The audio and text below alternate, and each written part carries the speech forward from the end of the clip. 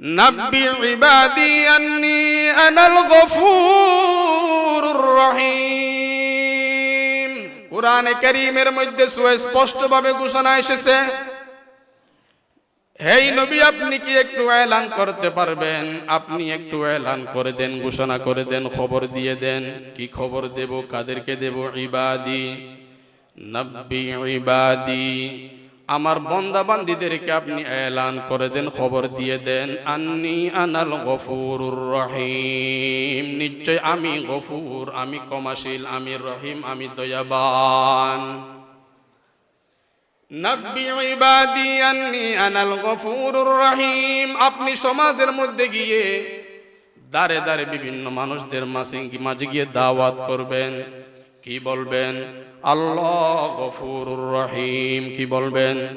আল্লাহু গফুরুর রহিম, আল্লাহু গফুরুর রহিম। এভাবে আপনি এলান করতে থাকবেন, আপনি চিৎকার মেরে বলতে থাকবেন, ঘোষণা করতে থাকবেন, ঘোষণা দিতে থাকবেন, আল্লাহ নাকি ক্ষমাশীল, আল্লাহ নাকি দয়াবান।